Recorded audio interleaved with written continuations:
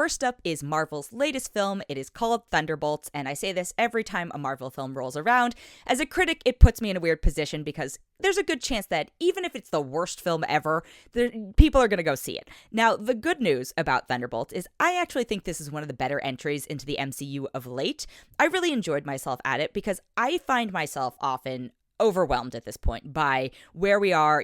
We've invested decades of our lives for a lot of us, or even if you've watched it on a more consolidated timeline, you've watched a lot of content to get to this point, and it can become kind of convoluted sometimes. So the good thing about Thunderbolts is that even though it is a cast of characters who might be a little more tertiary or secondary or maybe supporting in other films, I think they come together well in this film. My friend who I brought with me asked, she was like, have we met some of these characters before? And I went, yeah, technically we have. So it's kind of in that territory. But I think because they are not bogged down by expectations and all these really complicated backstories. I mean, they have complicated backstories, but, there's an opportunity to play and also just kind of go fresh in some senses, which I really appreciated. You do have to be aware of, specific events in the MCU. They even reference things that happened in Captain America: Brave New World, but it doesn't feel like you have to have done an extensive amount of homework going into this one, which I really appreciated. So the Thunderbolts are composed of characters like Sebastian Stan as Bucky Barnes, Florence Pugh as Yelena Belova, who's one of the Black Widows.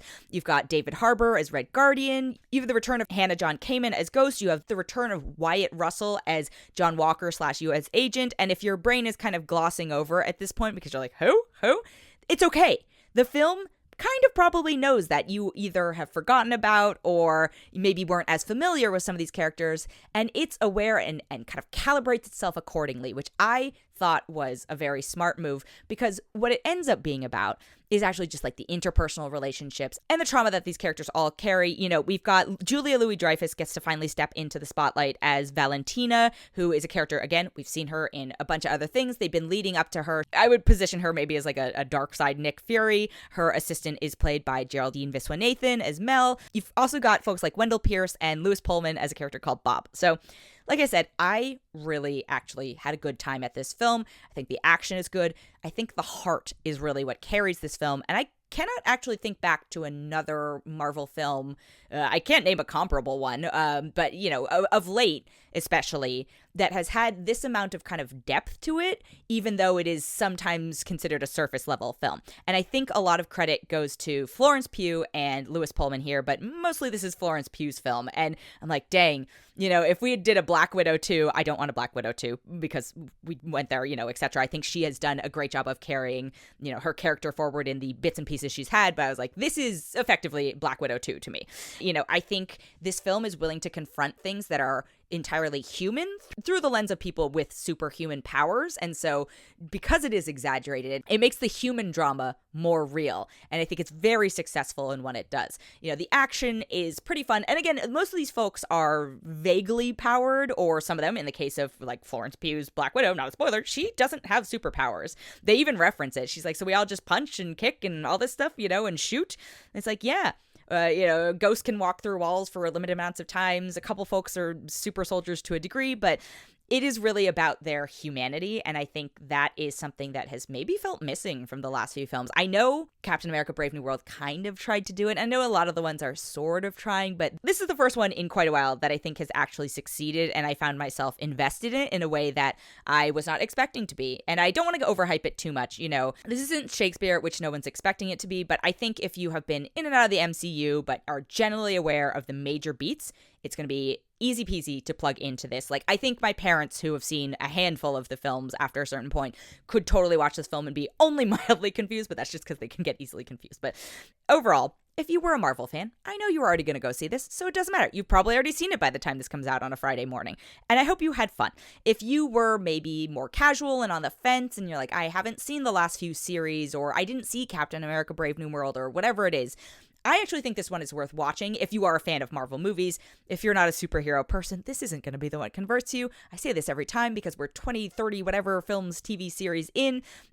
This is not going to be the one where I'm like, no, after all these years, I make a convert out of you. But It's still an enjoyable film. I think it's fun. I think it's actually a fun one to see on the big screen with a crowd, which sometimes I'm hesitant about recommending, but I think the sound and the action and all that stuff, like, it was enjoyable to experience in a theatrical environment. I think recognizing the genre it sits in, and it's not to say that it gets graded on a different curve, but for what it sets out to do, I do think it's successful. Is it the greatest Marvel film we've ever seen? Maybe not, but I think it's going to be actually up there in terms of memorable ones. I'm going to give this a 4.1 out of 5.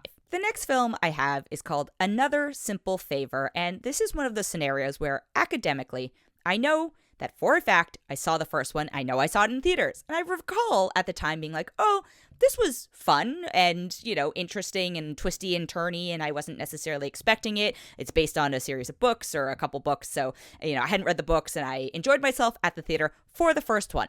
This new one, the sequel, Another Simple Favor, is out on streaming, and that's not to knock streaming at all, but the cast returns, and I don't remember some of the people being in the cast, but I guess they were there. It is led by Anna Kendrick and Blake Lively, and Paul Feig returns as the director. Henry Golding is back, Andrew Reynolds, Bashir Salahuddin, Alex Newell, and then this time around we are joined by Allison Janney and Elizabeth Perkins. And I don't know what happened. Again, I know for a fact I saw the first one in theaters, and I think the most memorable thing for me was a very aggressive and obvious aviation gin product placement moment. And if that's the only thing I remember from the actual film of the first one, that's not a great sign. But again, I don't think, and now I'm questioning myself, that it was so terrible that I went, no, I won't watch a sequel to this.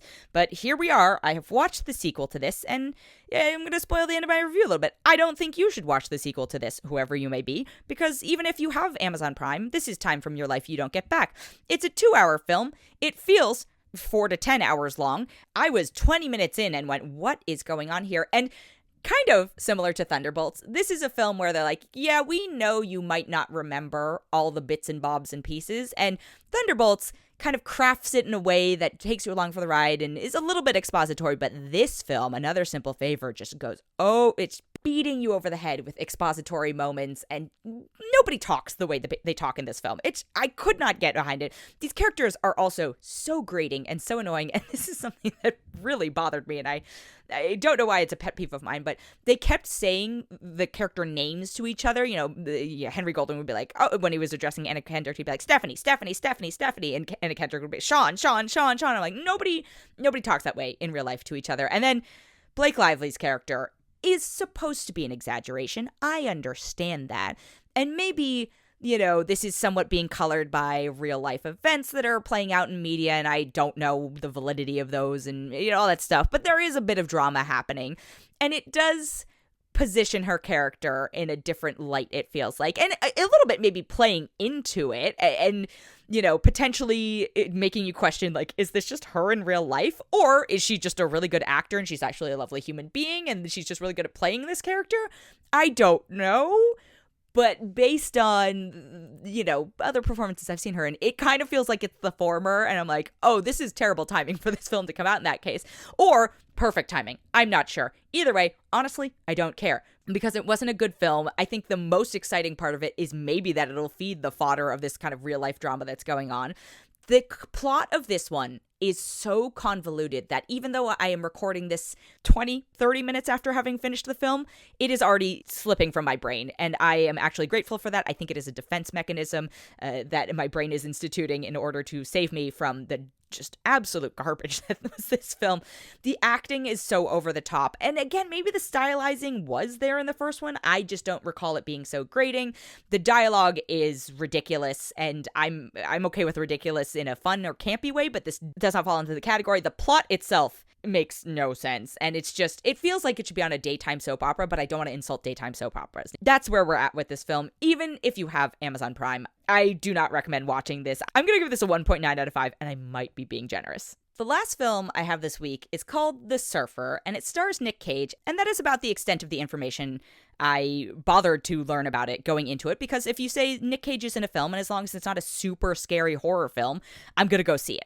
So I feel like, based on other folks' reviews, and I usually don't try to read other folks' reviews or ingest them before I record my own, because I'm trying not to be, biased or influenced by them, but I feel like I watched a different movie than everyone else, or Everyone else is wrong, ?